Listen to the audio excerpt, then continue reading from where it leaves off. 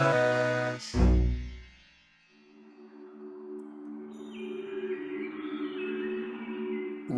to the Hilaritas Press Podcast, where we explore the vast world of Robert Anton Wilson. In this episode, I chat once again with teacher, writer, and longtime friend of Bob, Eric Wagner. Last month, Eric and I chatted about his new release second book, Straight Outta Dublin, on the influence of James Joyce on Robert Anton Wilson. In today's episode, we chat about Friedrich Nietzsche. My interest in Nietzsche goes back to Wilson's unwritten work, The Tale of the Tribe, and my interest in covering the influential figures for The Tale of the Tribe that Wilson profiled in the back of one of his last books, Sog.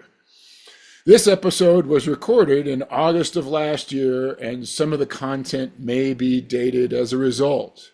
And so, right here, right now, it is my great pleasure to share with you my conversation with repeat guest, Eric Wagner.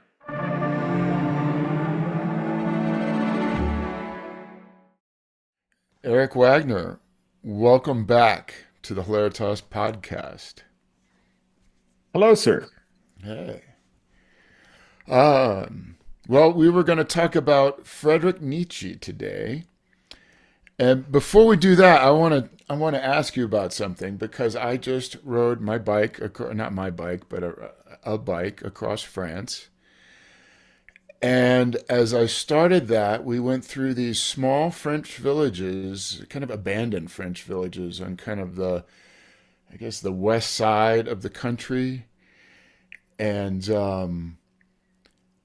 I was having flashbacks of the Knights Templar and the Priory of Sion, and I don't remember the details about this or where I would have read it, but there was I think I got it from Wilson, but there was a certain rap about how they smuggled Mary and the son off to France, and that's where the Knights Templar were protecting the bloodline.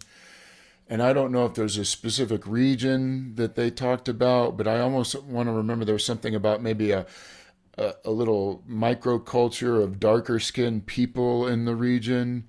And I don't know how much of that is true, because I swear I saw some of that. But there was all these basically abandoned French villages because, everybody just moved out. But there's always a church on the top of the hill. Church was the tallest building in the town. And what really got me was that there would be, usually on the outside of the town, a big cross with Jesus, and what is it on the top? INRI, and that meant something. Jesus, Jesus Go. Nazareum Rex Judaeum. Okay.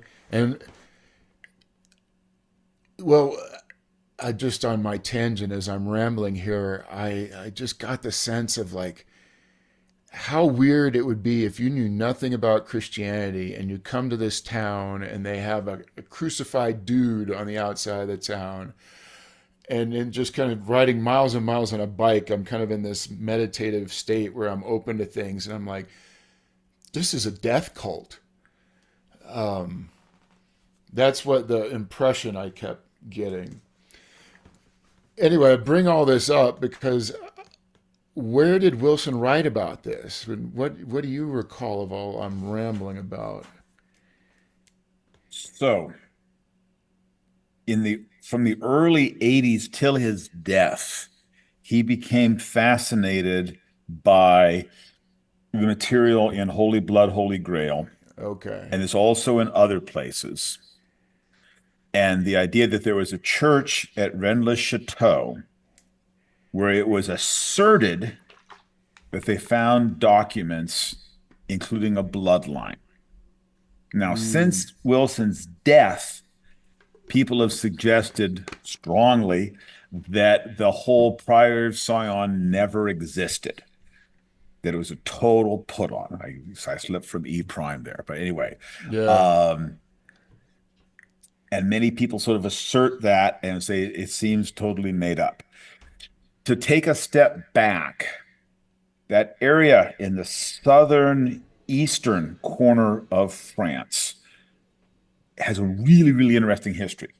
Ezra Pound suggested that that part of France seems the only part of the Roman Empire that never got overrun by German barbarians. Hmm. So that he thought Roman culture survived there well into the Middle Ages. The book All Things Are Light by Robert Shea starts off there and deals because the Cathar heresy had its site there. It's a place of the early Kabbalists.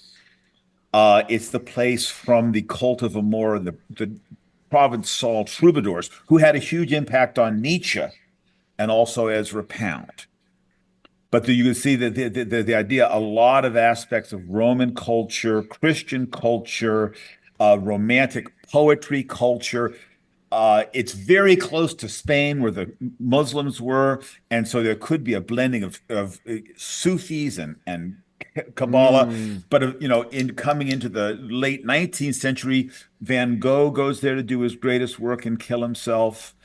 Pound and T.S. Eliot walked around there, walking the paths of the troubadours.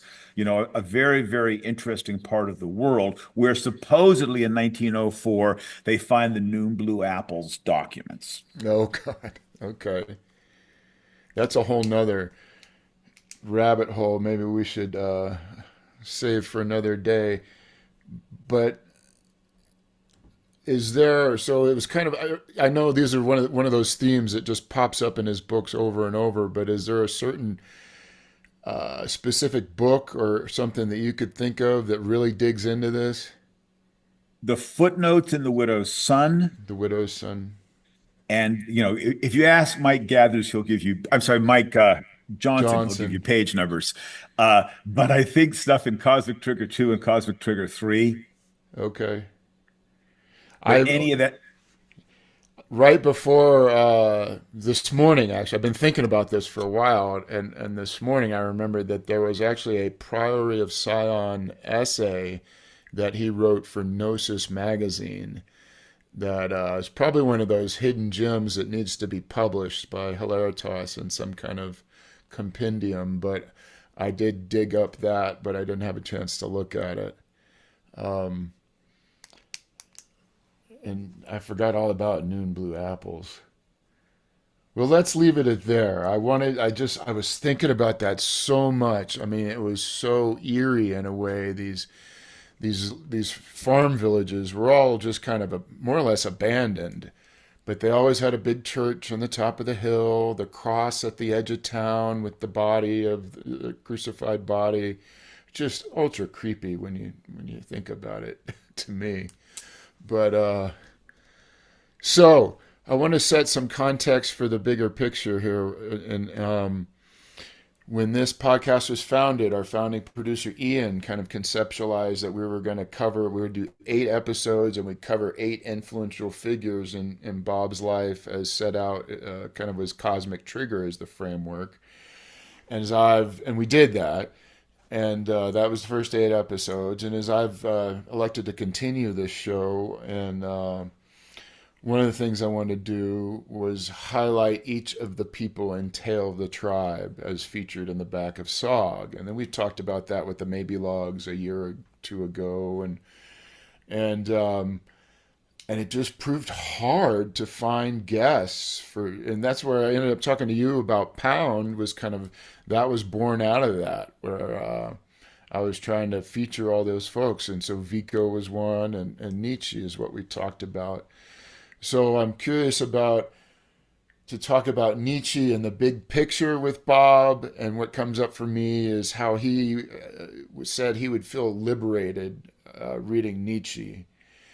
And also Nietzsche in terms of Tell the Tribe, which just reading that kind of the critique of language seemed not necessarily language as class warfare, which he attributed more to Vico, but the critique of language.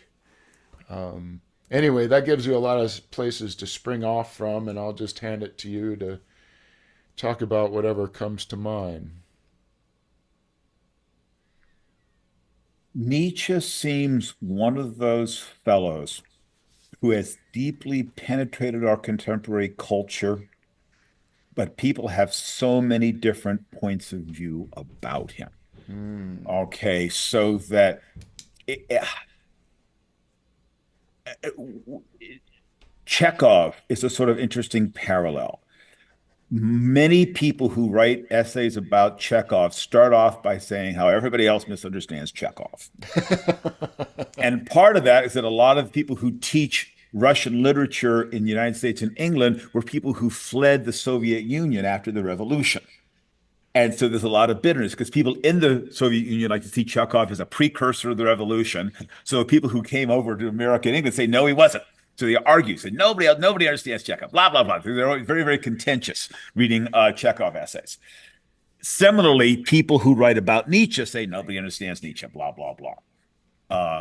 And so, like Bob Wilson recommended this Mencken translation. Mencken talks that way.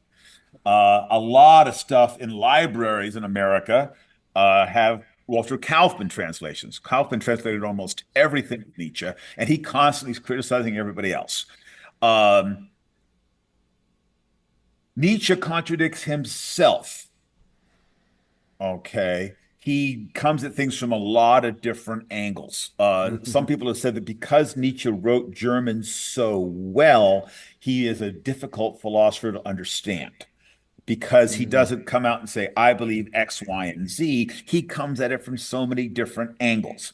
And again, I think about the contrast between Robert Anton Wilson and Philip K. Dick. Robert Anton Wilson had this idea about model agnosticism, holding multiple models. Philip K. Dick, it seems to me, would hold a model for an afternoon. So you'd read an interview with him and he'd say like, gosh, he's this Christian, whatever, blah, blah, blah. Another interview, totally different viewpoint. So you would take a viewpoint and hold it for a few hours. Gotcha. Whereas Bob Wilson might say, these are these models. I don't hold any of them. Right. What Nietzsche really has in mind eludes me. Okay. I feel so lucky to have read several Nietzsche books over the last 7 weeks since we talked about doing this, reading different Nietzsche books over the last 60 years, 50 years. And so there's certain, I think about Nietzsche every day. But how much that has to do with who he really was beats the F out of me. There's a wonderful line in T.S. Eliot's The Love Song of J. Alfred Prufrock where the woman says, no, that's not it. That's not it at all. And I would find a case. Finish your thought, but I want to I would talk with Bob Wilson and say, this is what it's going on. And he'd say, no. And I would have missed some subtle point. And I was blessed to be able to have that feedback from him to say, no, I don't quite get it. Wow. Don't get that with Nietzsche. He died. Oh, I see what you're saying. But I can imagine him telling me, nine, Sie verstehen es nicht, nine. So to circle back, everybody's got their own point of view on Nietzsche, and but it also seems like the man himself held many points of view, and so it seemed easy, almost like your reality tunnel is going to latch on to whatever. Your thinker-prover is going to latch on to whatever they think they want to get with Nietzsche and then go about proving it. And then you can write your book on your point of view on Nietzsche. But what I wanted to summarize with something else. But what I'm hearing is you were never really quite sure where he was going with all this?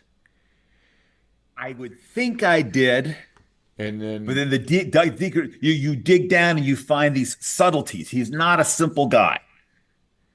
Okay. He seems to me a very erudite man. He was a Greek professor. Say when you say erudite for the ignorant, what does that mean? He was knowledgeable. He spoke many languages. Okay. If you read one of his first books, maybe it's his first, The Birth of Tragedy, he's arguing about stuff about Greek drama with a deep knowledge of Greek literature, reading it in Greek, reading Latin, reading French. Okay, so he's coming at and trying to say what went wrong with Euripides. This is not a conversation that many people have. I I have friends who read Greek who have these conversations, but they, of course, would totally disagree with it. One of them used to teach Nietzsche in his philosophy class. Then you've got this incredible world of German philosophy of the 19th century, which he was steeped in. Okay. He was as a young man, he worshiped Schopenhauer. He deeply understood Kant and Hegel. But then and I think getting back to one of your earlier points, what I think Bob Wilson loved about him is that Nietzsche pulls the carpet out from under you. Right. Nietzsche questions everything. So that I think Wilson found him valuable for this, even when Nietzsche seems like a racist SOB, a sexist SOB. Because, and again, people have talked about this in 2024, we have our own bubbles. You know, we interact with people who like the Eighth Circuit mind. We like this. We like Leary. We like Wilson. But occasionally we enter this world where, what if this has no basis in reality? Or what if Christianity is true? What if demons are attacking me from reading Aleister Crowley? Okay. If you enter that reality for a few minutes or a few hours and you start questioning everything, then you say, oh my God, I built my whole life around this. What do I do? Nietzsche seems very, very skilled at trying to pull the rug out from under philosophers, from under philologists, from under Christians, from under German nationalists, to sort of, and so where he actually stood, and again, I suspect he changed over time and then he went insane. You know, to really dig into this, you know, my German isn't good enough to do it. And it's not just German. You'd have to have a deep understanding of Greek, Latin, and French, I think, to really understand Nietzsche's brain. So, well, for one thing that strikes me is that if you're going to question everything, you're going to hit the tender spots. So the racism and the misogyny and all that is just going to be grist for the mill like everything else. And we, in 2024, know about the Holocaust and the Third Reich. Right. The Nazis claimed Nietzsche for their own. Oh, well. Nietzsche deeply opposed anti-Semitism, but it's complicated because as you can use Nietzsche to support so many contradictory points of view, there's stuff in there that's like, ooh. The novelist Herman Wouk said he thinks Nietzsche has blood on his hands for inciting the Nazis. Wow. I don't know if I would go that far, but I respect Mr. Wouk. And there are parts of me, you know, again, you know, when you have this eternal questioning, we know people who take Bob Wilson and have ideas that seem batshit crazy to us. Right. So a man that lived in multiple perspectives, almost anybody is going to be able to pick up on something and use it to support their cause.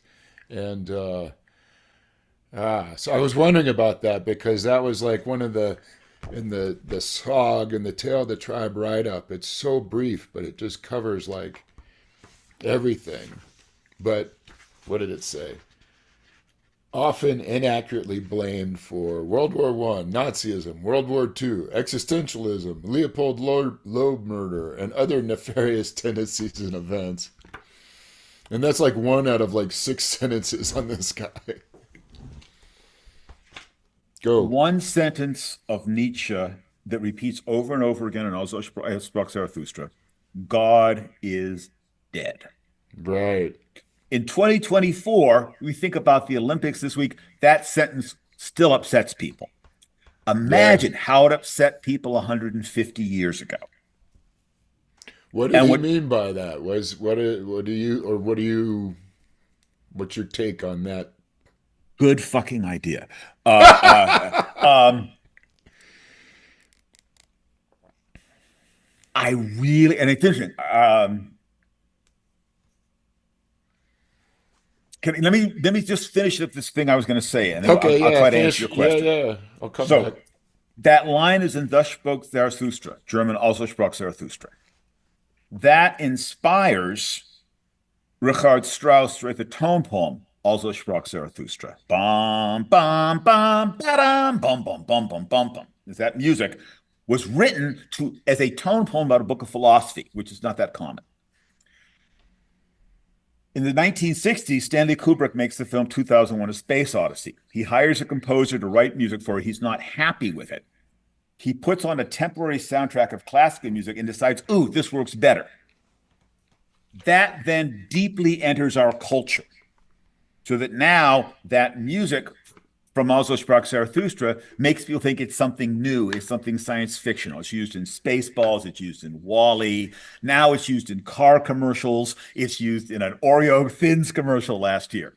So that one line of Nietzsche inspired Richard Strauss, inspired Stanley Kubrick, and it's deeply, deeply, deeply penetrated our culture. And Christians are still responding against it.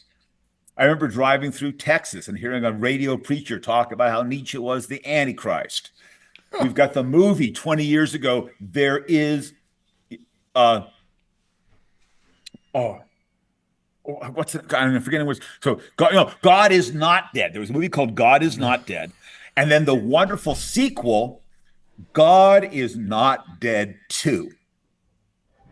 So a single, again, and we're in meme culture, but in some ways you can see Nietzsche as the father of meme culture. There are these single nuggets of him that are so deeply embedded that God is dead inspires everything from God is Not Dead 2 to Oreo commercials. And in the same way, you've got a line like, whatever doesn't kill me makes me stronger, becomes a Kelly Clarkson song. But Nietzsche undercuts that by talking about, for many, many of us, whatever doesn't kill us makes us old and bitter and tired. Even his most famous line, he undercuts, and he's way, way more subtle than people give him credit for. If you want, we can come back to the question I've been avoiding. What does he mean by God is dead? Well, yeah, sure. I don't know. Again, a bit of personal history. Different people encouraged me to read Nietzsche at different times. I have a friend, wonderful pianist, Phil Strange, and I remember his mother encouraging me to read Nietzsche. So, Phil, if you're watching this, thanks to your mom. I tried, and like I would take my portable Nietzsche to different situations where I thought, where would be the right place to magically hit Nietzsche? I remember the first time I went to a Vegas floor show, I brought Nietzsche with me. I remember going to a organ stop pizza place with all these retirees where they had an organ player playing and there was pizza, trying to read Nietzsche. Didn't happen until the week I turned 30. And then boom, in a week I read 10 Nietzsche books. I could finally read them. And I barely read him since, until these last 7 weeks trying to rediscover him. So that's when I read Also Sprach Zarathustra. So I have not actually read that book for 32 years. But it's still there all the time in our culture. You know, that God is dead, the music from 2001, et cetera, et cetera. My guess is he's saying that historic moment has passed. Again, you could also see, not only did he have deep knowledge of literature, he does have a deep understanding of human psychology. Okay, even though I may not agree with it, but he has had a big influence on psychology, had a big influence on Freud. And so the idea that so much of what we do is based on resentment. He uses the French word ressentiment. And the idea that you could see built up in the Judeo-Christian monotheistic tradition. And he wanted to undercut that. But in terms of what he really meant, beats me.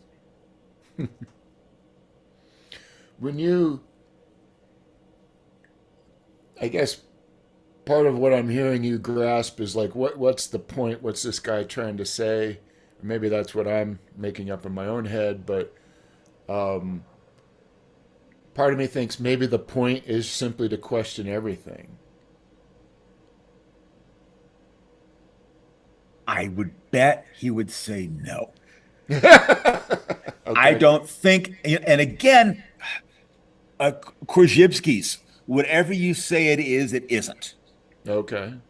Trying to come with a set of movements of our mammal throat to create words, to create something isomorphic with reality, always seems lacking. So in one sense, I think Wilson really valued this in. Also, you could see Nietzsche's path as similar to Vico. There's a painting that Bob liked, Gauguin. Where are we from? Where are we? Where are we going? Nietzsche and Vico really wanted to understand that. They wanted to go way back to prehistory to see where we are and what are our trajectories. You can see Pound is really concerned about that too. Joyce is concerned about it, especially in Finnegan's Wake. Okay, so a lot of the tale of the tribe is where are we going? Where are our trajectories? And again, that word trajectories. And so Nietzsche is trying to figure out what led cave people to think about deity, what led to the creation of Greek deities, what led to the idea of the Judeo deity, what happened with the Christianization of the Judaic tradition. He talks about Muslim and Hindu traditions a little bit, and then what does this? And it's interesting too. I was just thinking about this like in the last hour. There's some parallels between Germany and the United States in that the forms of Christianity popular there are split between the Catholic and Protestant. Whereas, let's say in Ireland, it's overwhelmingly Catholic. In in England, it was Catholic, it became Protestant. In France, it's Catholic, there was a weird Protestant tradition. But Germany, you had this incredible 30 years war. Okay. And so you have this tearing apart between the Catholic and Protestant traditions, which you have here in the United States as well. Although, interestingly, California, more Catholic than most other places. New Orleans, very Catholic. Maryland, where I lived as a kid, you got these Catholic enclaves, but way more Protestant presidents than Catholic presidents. And then you have that oddity, George Washington. And so that,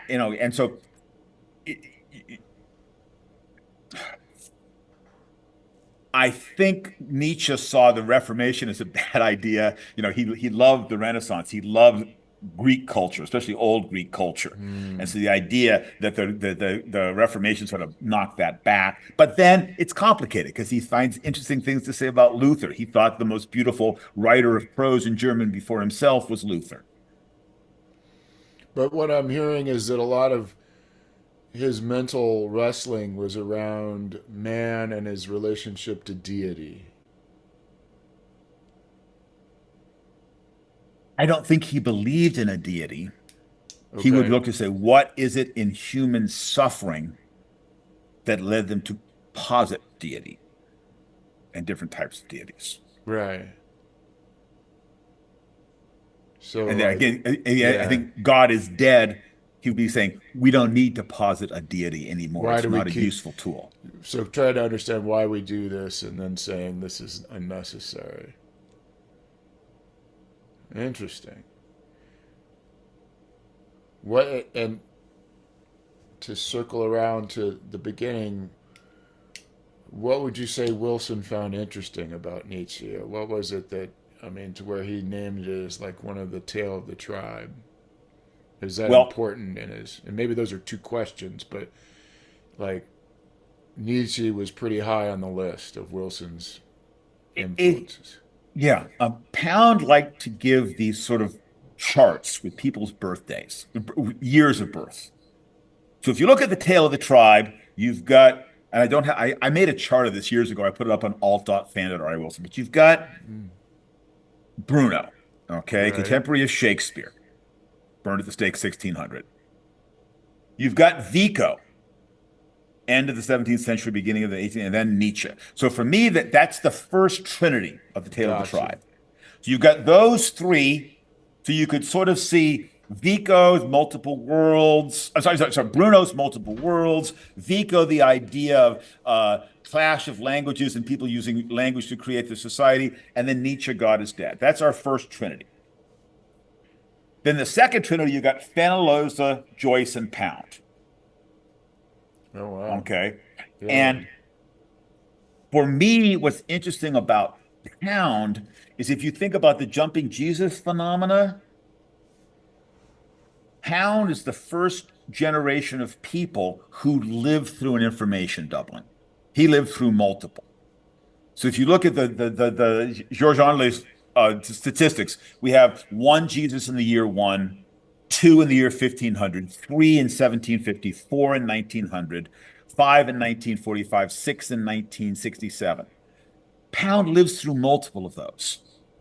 Like the He's first born in, generation of people yeah, going he's the where it first one who's going to really live starts to through hit the exponential on the where it's, curve. you and I at that age, we were probably experiencing this, but we have our parents and grandparents were like, what the heck is going on? Right. Pound lived through that over and over again. So he's born in 1885. His grandfather's the first white man born in Idaho. So he's born in a world with, no television, no cars, etc. He lives through the trauma of the First World War. He grossly calculates the trauma of the Second World War. He then lives through people walking on the moon.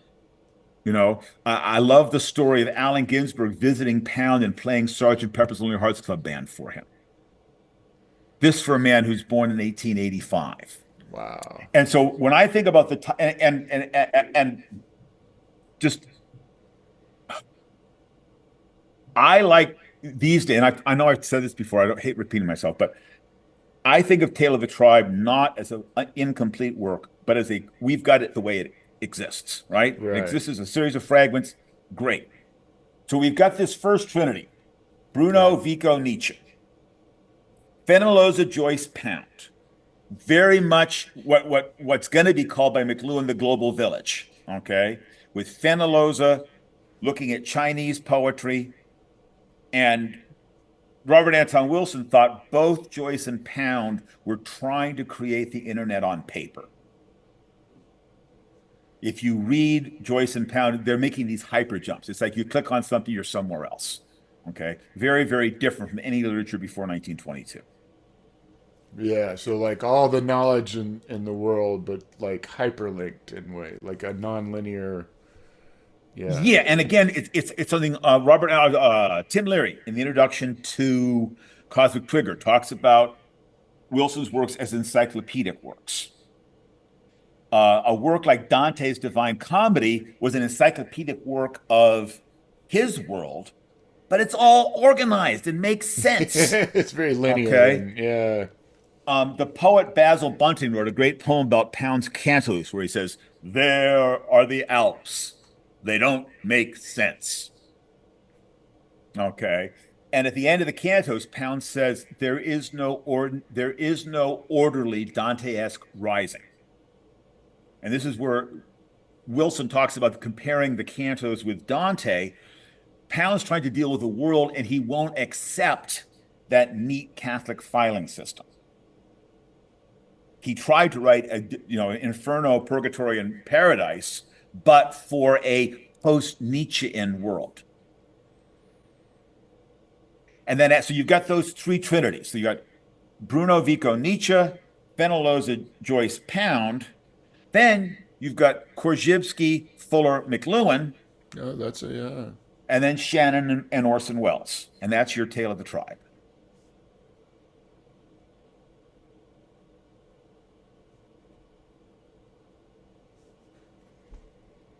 So where does Nietzsche fit in on all this? You could see him as a hinge into our modern world. Mm. Okay. In that, Ezra Pound defined literature as news that stays news. I know that to Michael Johnson, Vico seems incredibly relevant to today. I have a greater sense of that reading Nietzsche, that the world he's writing about is still one that seems very current. Okay, nothing against Vico, but Nietzsche can still upset people. You still can get Christians upset by Nietzsche. Even a few years ago, I knew a terrible vice principal who was trying to get my friend not to teach Nietzsche in his philosophy class. Okay, said he's a nihilist. Well, what first thing? Who cares?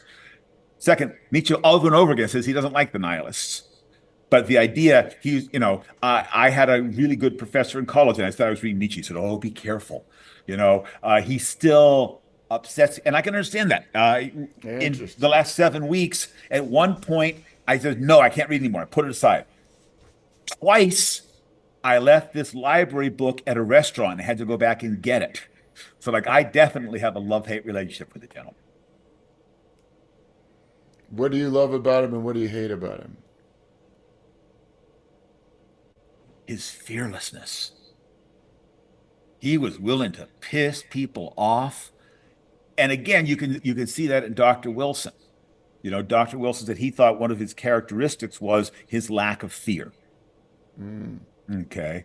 And he in his preface to the 87, 88 edition of Sex and Drugs, he talks about how that book disappeared, but so many other people ended up in jail, he feels grateful.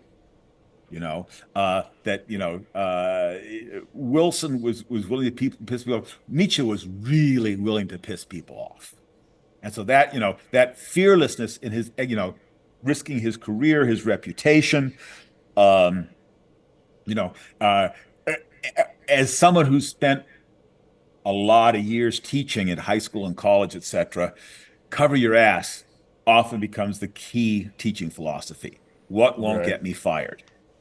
He left his university job, I think, largely because of his health, but he does not pull his punches.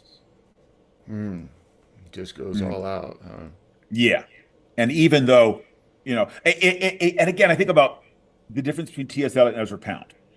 I think Eliot had a lot of um, anti-Jewish points of view. He didn't come out and say them. Right. One of the things I know people who, and I think about some Jewish admirers of Ezra Pound, he did not hide himself. And again, I have mixed feelings about Aleister Crowley. Crowley did not hide himself either. These people who were going to come out and say, love it or leave it, here we have it. Right. So that's what you love about Nietzsche or hate about him? No, God, I Yes. don't hate honesty. No, I love honesty and I value his erudition. I love his passions. And I find it interesting in music, he would love and then hate. So, like as Mm, a young man, he loved Schumann, then he became contemptuous of him. He had a deep friendship with Wagner and then turned on Wagner. In literature, he loved Stendhal, he loved Dostoevsky. And so, the Nietzsche, the lover of art, I really admire. mm. What do you hate about him? The meanness, the contempt, the racism, and again, looking historically, anybody born in 1844 in Germany will probably have some of these ideas. It's like at the end of his life, Pound said his mistake was his horrible suburban anti-Semitism. What seems like Nietzsche talks about how black people feel less pain than white people, which unfortunately statistics say many doctors today still have that attitude when they treat black patients. Okay. So these racist ideas are so deeply embedded in our culture. Mm, I don't know that there are many, it's something I remember talking with Bob Wilson about this. One of the miracles of James Joyce is that in 1922, he publishes Ulysses, such a deeply anti-Semitic book. And I remember talking with Bob, oh man, like 98, that one could read Ulysses as a commentary on the Holocaust, even though the Holocaust hadn't happened yet. Because one of the main themes of mm. the book is the horrible stupidity of anti-Semitism. Oh, interesting. I did not know that.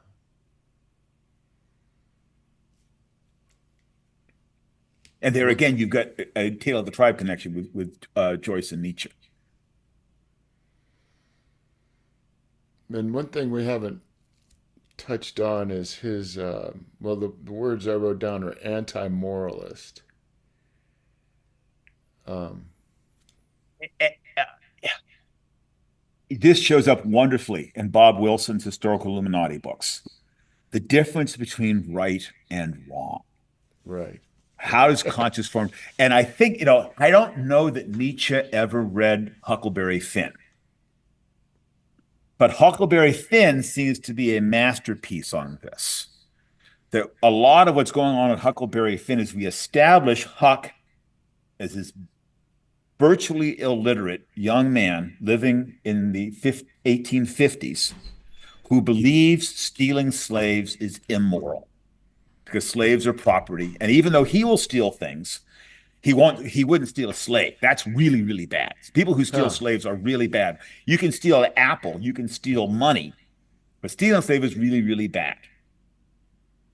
Over the course of his being stuck on the raft with Jim, he slowly starts to see Jim as human.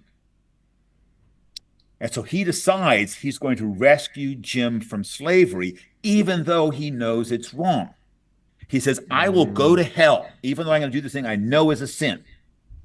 Twain is writing this after the Civil War, knowing that for most of his readers, they think stealing a slave is good. So Twain is trying to undercut the idea that we are born with an innate sense of right and wrong and constructing very carefully how Huck's upbringing can set up his notion of right and wrong. And by him deliberately going against his conscience, he does what the reader thinks is the right thing. gotcha. And again, that's a book that has excited so much censorship in the United States. When it was first published, it was censored as being anti-Christian, which it very much Mm, seems to me. In the last 60, 70 years, it's been attacked for being racist, whereas it's seems to me an incredibly anti-racist book. But now it gets, in our current political climate, a book which uses the N-word so much, it does not get taught very much. and so bring me back to Nietzsche with this. So Nietzsche, I think, I don't think he does it as well as Twain does, but he's coming in a Okay. very, very different way. He's trying to see how do we arrive at our ideas of good and evil, Oh, interesting. right and Okay. wrong. Okay, what and and I think it's in the story. Earth Will Shake. That Sing's one. I know what's right and wrong, and his uncle saying, "Oh, you know more than all the sages." Okay, how do we know what's right and what is wrong? Okay, this is something Nietzsche attacks and attacks and attacks because people have different ideas of it, and especially in relationship to the rising Germanism and of Bismarck's Prussia and then Bismarck's Germany. You know, is it right to be violent? Is it right to protect your country? You look at changing attitudes to the U.S. military from the Vietnam and various Middle Eastern conflicts of the last 60 years. So it's well, there's this parallel that strikes me about like he's like, how did we? I said man earlier, but how did we as humankind arrive at this notion of deity? And how did we as humankind arrive at these notions of morality, of right and wrong? And then is it to the extent God is dead? Is it like morality is dead? Does he go down that path? Morality is dead. Where is he I would going with that? Yeah. I would very I think he's much more like a surgeon trying to dissect the ideas about how we got to have ideas about right and wrong, especially in a book like The Genealogy of Morals. So he's trying to look, he wrote another book called Beyond Good and Evil. He's Mm-hmm. trying to say, how did we get these and how do we get beyond them? Once we have these ideas of right and wrong, sin and not sin, how do we look around us? Now, interestingly, and something else Bob Wilson wrote about, and Robert Heinlein wrote about this as well, the contrast between the Apollonian and the Dionysian. Okay, the silent contemplative, the rowdy orgiastic. He talks a fair amount about Dionysian music in terms of Wagner. But for me, it's like rock and roll seems so Dionysian, and it has so much transformed our culture in the last 70 years. And all these different types of new music that have become popular. Whereas he's very much looking at things from a Western classical standpoint. But Led Zeppelin seems so Dionysian.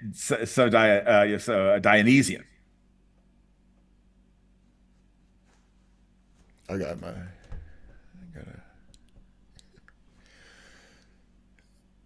Okay. I've lost my train of thought. Where we're going with all this? Morals. We were on morals. I was busy changing my background. Um, Yes, Go. Nietzsche changes our background.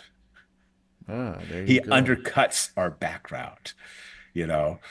So, it's like reading Wilson. You want to read Nietzsche, and then you're imagining what did Wilson think reading this, especially now,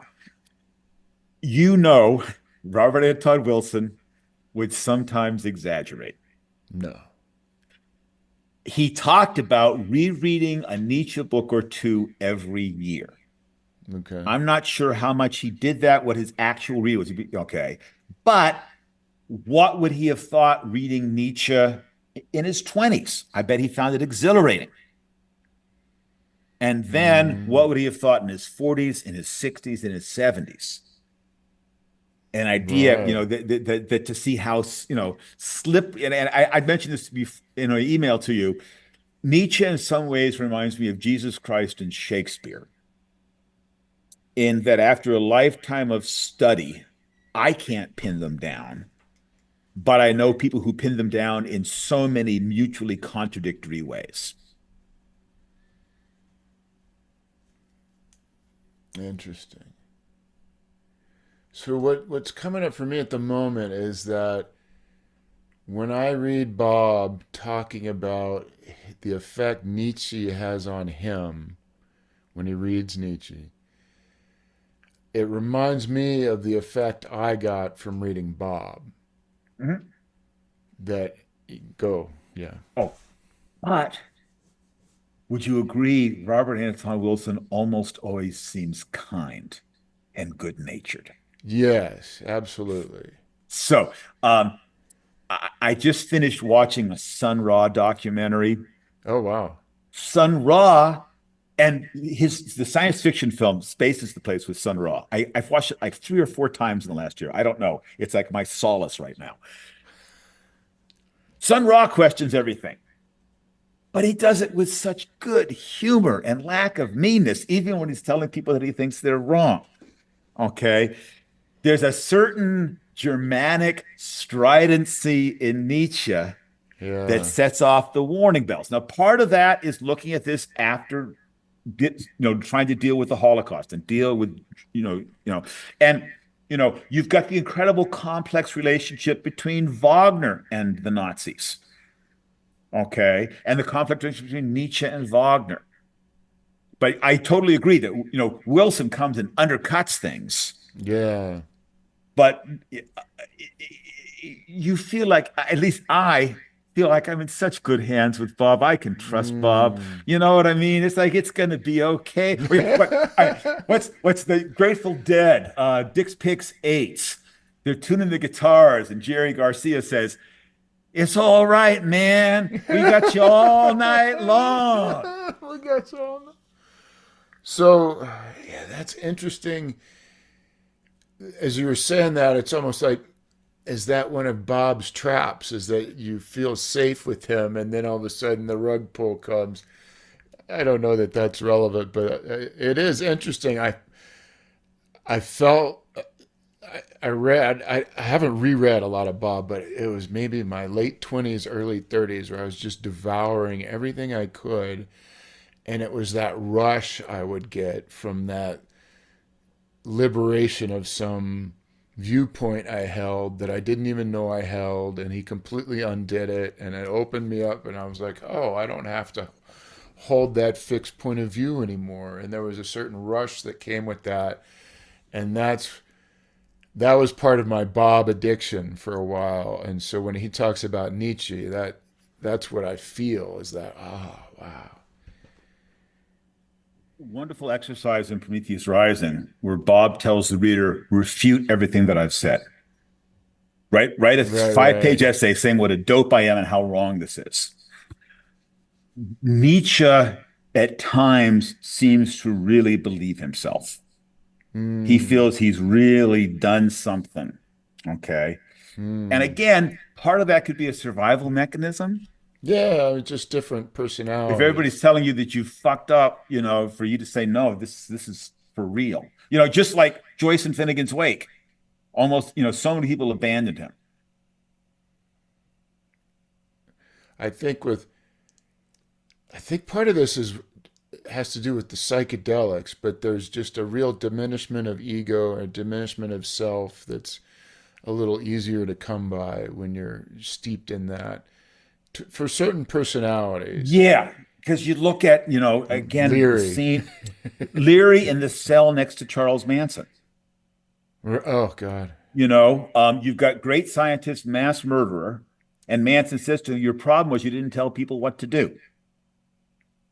There's that Devo song, freedom of choice is what you got, freedom from choice is what you want. Mm. And again, that's one of the things about, a Catholic friend of mine, and he said it to somebody else, but he always referred back to me. He says, I'm so grateful I don't have to make up my mind. The church tells me, and that's it. I love the bumper sticker. God said it, I believe it, that settles it. And then there was another bumper sticker a few years later. God said it, it doesn't matter if I believe it. No, Which I love is it's a bumper sticker commenting on another bumper sticker. right. It's But, like bumper memes. sometimes it's nice, it's like, well, Ezra Pound said that Browning is better than Tennyson, so I don't have to read Tennyson.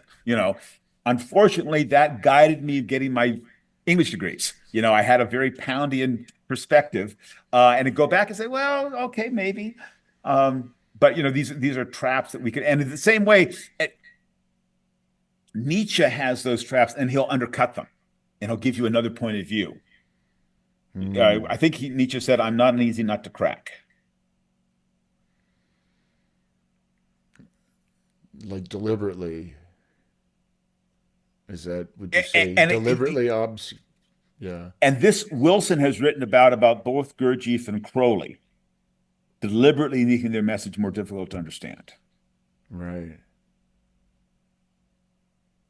I don't know where to go with all that right now. Me either. What's it? Go ahead. Well, just Dante's Divine Comedy begins. He's lost in a dark wood. Okay. Bob Wilson over and over again says you're in a place where it's like you're fuck flustered and far from home. Chapel Perilous. Reminds me of an Antero quote: "When you don't know where you're going, any road will get you there." Mm-hmm. George Harrison wrote a song that. Okay.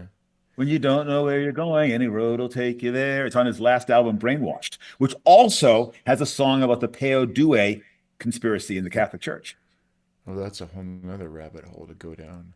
All those fascinating. Which is the same time Bob was fascinated by the Priory of Sion in the south of France and then Rennes-le-Château, he was fascinated by the Peo Due conspiracy.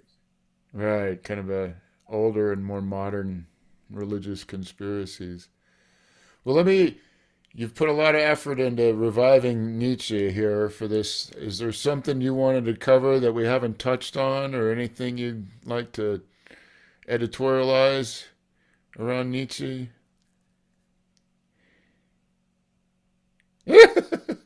There's a band song, Don't Do It, Don't You Break My Heart. I would not recommend reading Nietzsche. It's important. It's part of the culture, but it's like Crowley. You spend a lot of time with it, it messes you up a bit, I think. Bob Wilson had, Arlen Riley Wilson had a friend who was a Christian Scientist who says, Christian Science only works if you're dumb enough to believe it.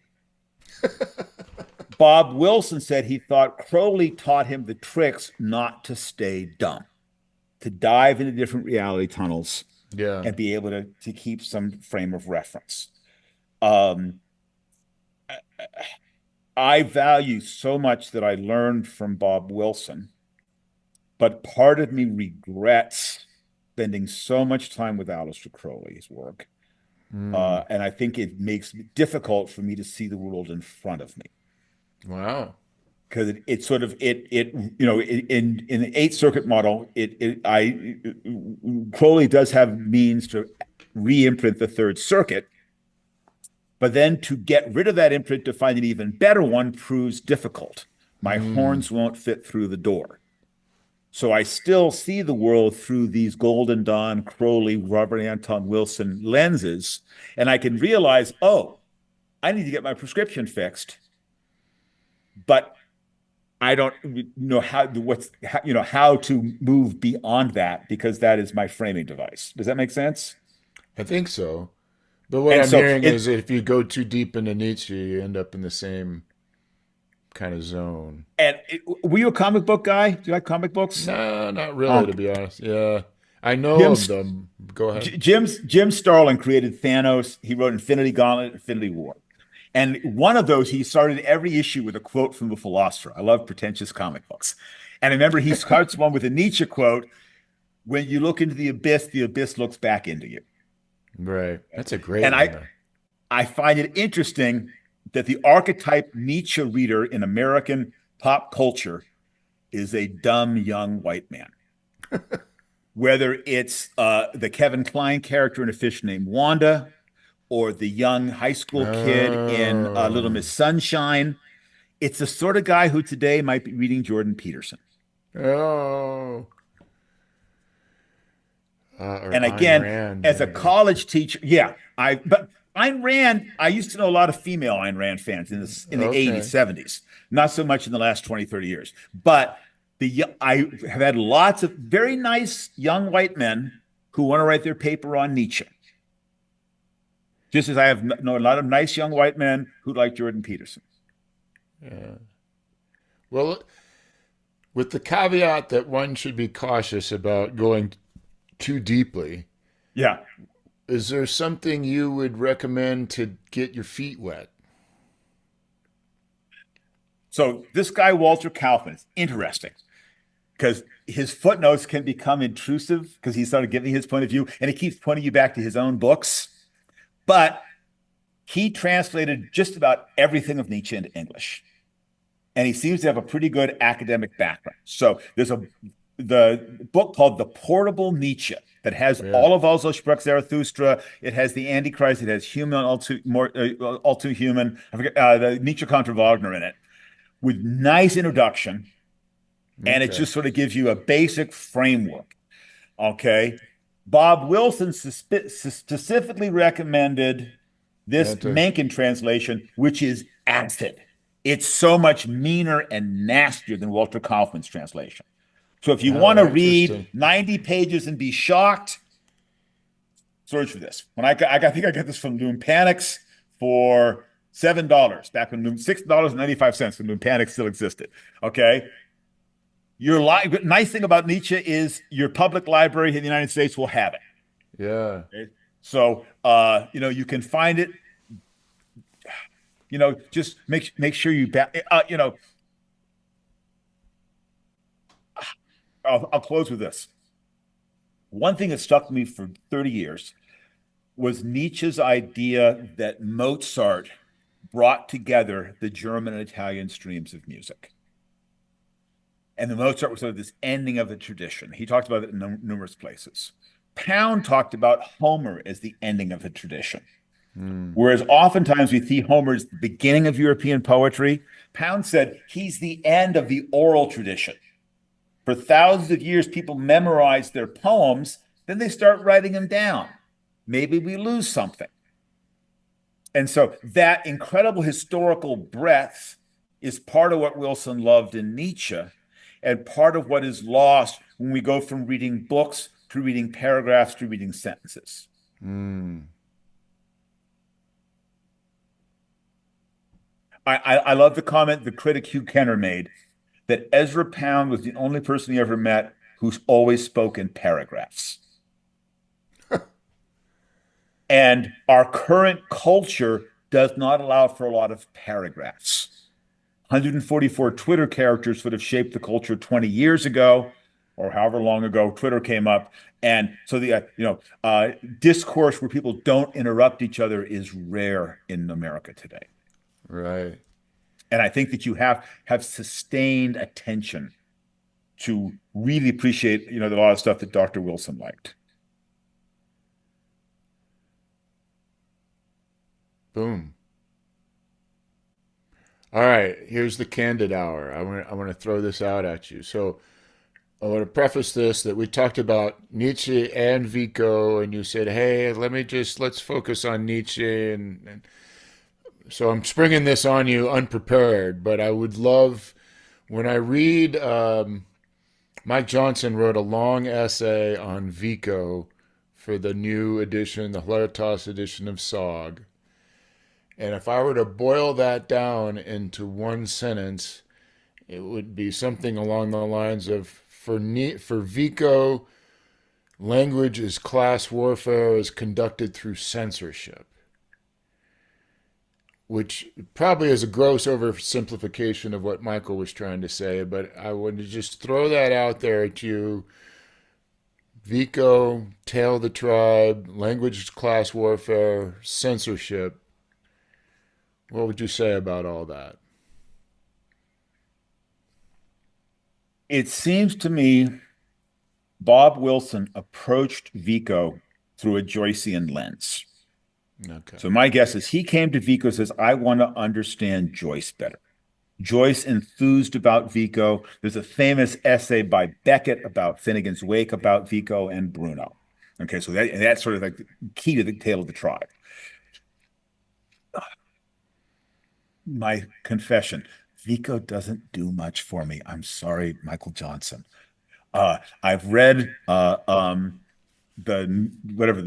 new science of Vico twice. I love when Wilson talks about Vico. I know I'm missing something. I love the line that you can't translate Vico into English because English is a fundamentally honest language. Okay. My wife and I are talking about going to Italy next year. So I'm going to try to get my Italian better. And so hopefully that will mean when you talk to me about this in 30 years, I'll understand Vico better. And I'll be able to come back and say, Mike Johnson was right as usual. But of the Tale of the Tribe, and it's interesting. I just, hopefully my new book's going to come out about Joyce and Wilson, which is in 5 sections. Wilson talked about the law of fives being the structure of mass Illuminati. Portrait of the Young Man is in 5 sections. And the new science is in 5 sections. So I read a lot of books in 5 sections to help me structure my book. And so I particularly remember my father-in-law had cancer. I would take him to his cancer doctor at City of Hope in Los Angeles, carrying my copy of Vico around. So it's interesting with the physical act of reading the right book at the right place at the right time. I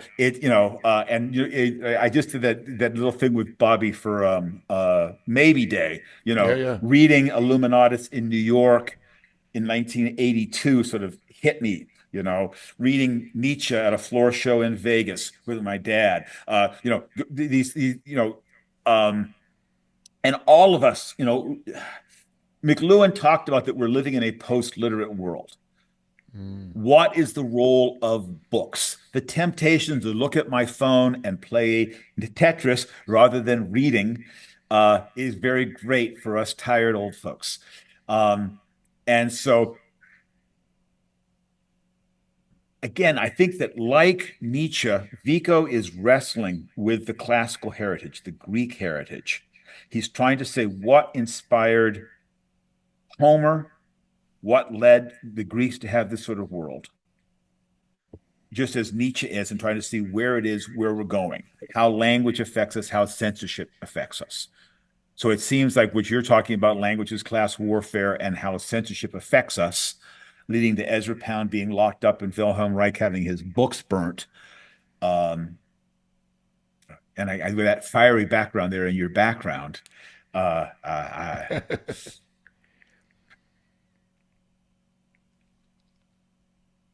Vico, Nietzsche. Who's our third? Bruno. That would be another one that I won't trouble you with Bruno. Well, today. Bruno, I feel much more comfortable with. Vico would be the one because Bruno, again, if you take the Tale of the Tribe chronologically, you start with Bruno. He's like the OG. Yeah. So when I was obsessed with the Tale of the Tribe 20 years ago, I spent a lot of time trying to understand Bruno. And it seems like Wilson very much saw Bruno through a Francis Yates lens. Meaning, Francis Yates wrote the book Giordano Bruno and the Hermetic Tradition and the Art of Memory. And also okay. his book, or her book rather, on the Rosicrucian Enlightenment was a big influence on Bob Wilson. So I read like 10 of her books when I was like trying to understand the roots of the Tale of the Tribe. So what's her take on Bruno?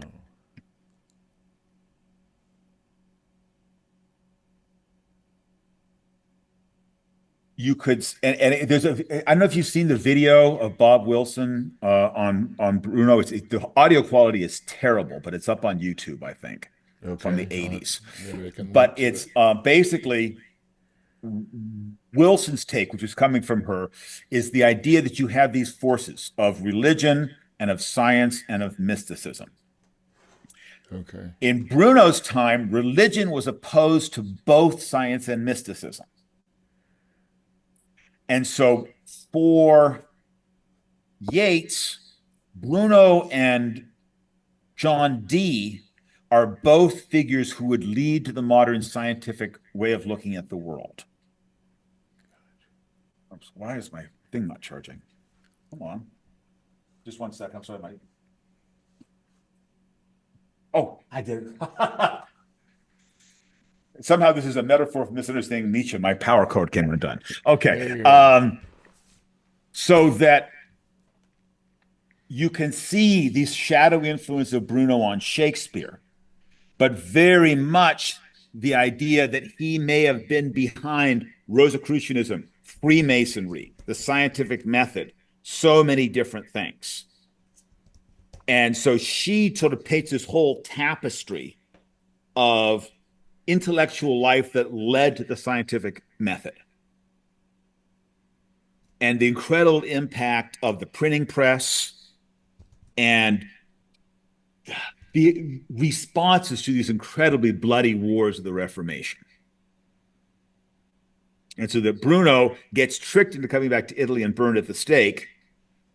But that Bruno's, and it's interesting, there are a bunch of videos on YouTube with people taking this very scientists bad-mouthing Bruno, saying, yeah, he was right about these things, but he wasn't scientific enough.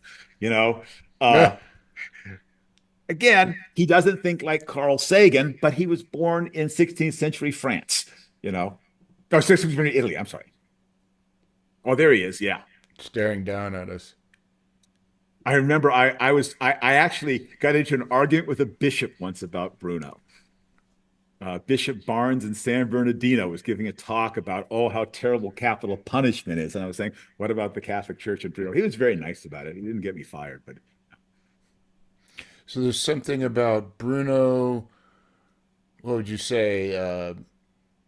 His current of influence was to introduce more scientific method into the consciousness. But this is before scientific method exists. Right. This and was So Francis Yates is looking at this incredible,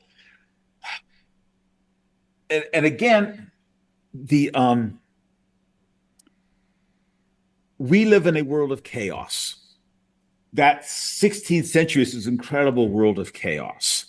I think about Bruno in England. For you and I, it's I think an odd idea to live in a country that has a national religion. We may be living there in a few years, who knows? People who lived in England at that time, not only did they have a national religion, it had changed 4 times in their lifetime. Oh, wow. So they were all Catholics. Henry VIII wants to marry his girlfriend, they're all Protestants. His daughter becomes queen, we're all Catholics again. Her sister becomes queen, we're all Protestants again. And 450 years ago, people took religion even more seriously than they do today. So I think about when England became Protestant, they burned the math books because they thought math was Catholic magic. God. They broke the windows, they broke the stained glass windows. And I think about Nietzsche's attitude towards beauty. Okay. The idea of censorship and the idea of how it's so, the burning of books, the destruction of beauty. But to live through that sort of chaos, and he again was willing to risk being burned at the stake. I'm my head went in like 8 different directions, but just thinking about how now they're talking about like algebra as a product of Western colonialism, and they're trying to get that out and the parallels between that and what you were talking about with Catholics and math. And so, anyway, what were you going to It's say there? well, just there's anti-book culture in our world today. I taught at a high school where they literally got rid of the library. They wanted no physical books on the campus. And something similar happened in England in the 1580s. There was a very anti-book. The idea of books came in, and then, oh no, this is bad. So like whenever something new happens, it gets resistance. So Yeah, the yeah, yeah. Renaissance happens, but not everybody likes it. Some people say, no, no, no, things were better the way they were before. Right, right. Good old days. Make England great again. I'll just go off as we wrap up here. We were having a thread amongst some of the raw trust advisors around artificial intelligence. And the overall attitude, I'm just so pro technology, it's ridiculous. And so I see it one way. But the overall attitude is like, yeah, I tried it. I wasn't very impressed. And just the resistance that we see around new technologies is very much on my mind today. And like something, I don't know if people truly understand and appreciate what a big breakthrough it is in so many ways, but just to say, yeah, it's not Shakespeare, so I'm not impressed. I'm like, no, it just, yeah. Anyway, Eric, it has been a real pleasure chatting with you. Is there anything you want to say in closing? I know you got a book. I don't know if we have a timeline on when that may or may not arrive, or Uh, just I did a little bit of effort to get it done. Michael Johnson is writing a piece that's going to put me to shame. It's going to be like an afterword that I'm really looking forward to reading, and so I think it's going to be terrific. My hope is it's going to be out by the end of the year. okay. It's like if my family stays healthy and I stay healthy, it will be done. My end, I think, hopefully, will be done in August, and then hopefully it'll manifest in some form. Excellent, excellent. Well, thank you for all the research you've done just to chat here today, and appreciate your time. Oh, my pleasure. Anytime. Thank you so much, sir. All right. Take care. Stay.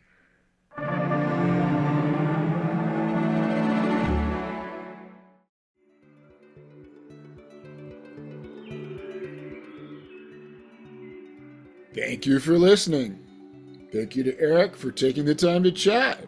Thank you, as always, to the Robert Anton Wilson Trust, and thank you to Richard Ross of Hilaritas Press for editing and production.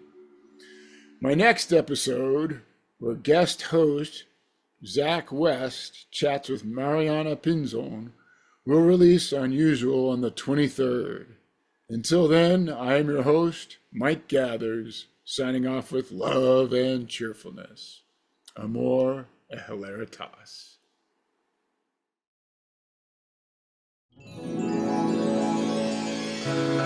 Hilaritas.